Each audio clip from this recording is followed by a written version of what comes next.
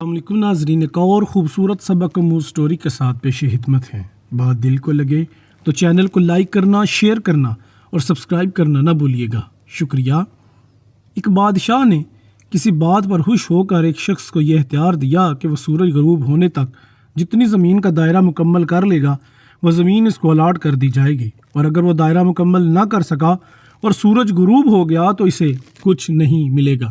یہ سن کر وہ شخص چل پڑا۔ چلتے چلتے ظہر ہو گئی تو اسے خیال آیا کہ اب واپسی کا چکر شروع کر دینا چاہیے، مگر پھر لالچ نے غلبہ پایا اور سوچا کہ تھوڑا سا اور آگے سے چکر کاٹ لوں۔ پھر واپسی کا خیال آیا تو سامنے کے خوبصورت پہاڑ کو دیکھ کر اس نے سوچا اس کو بھی اپنی جاگیر میں شامل کر لینا چاہیے۔ الغرض واپسی کا سفر کافی دیر سے شروع کیا۔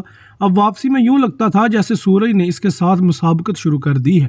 وہ جتنا تیز چلتا پتہ چلتا سورج بھی اتنی جلدی ڈل رہا ہے۔ عصر کے بعد تو سورج ڈلنے کی بجائے لگتا تھا پگھلنا شروع ہو گیا ہے۔ وہ شخص دوڑنا شروع ہو گیا کیونکہ اسے سب کچھ ہاتھ سے جاتا نظر آ رہا تھا۔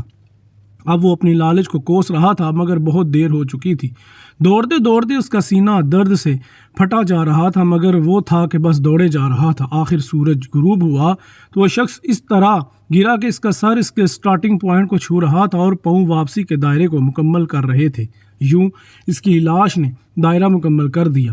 جس جگہ وہ گرا تھا اسی جگہ اس کی قبر بنائی گئی اور قبر پر کتبہ لگایا گیا جس پر لکھا تھا اس شخص کی ضرورت بس اتنی ساری جگہ تھی جتنی جگہ اس کی قبر ہے۔ اللہ پاک نے بھی اسی طرح اشارہ کیا ہے، وَالْعَصْرِ إِنَّ الْإِنسَانَ لَفِي خُسْرٍ۔ آج ہمارے دائرے بھی بہت بڑے ہو گئے ہیں، چلیے واپسی کی سوچتے ہیں۔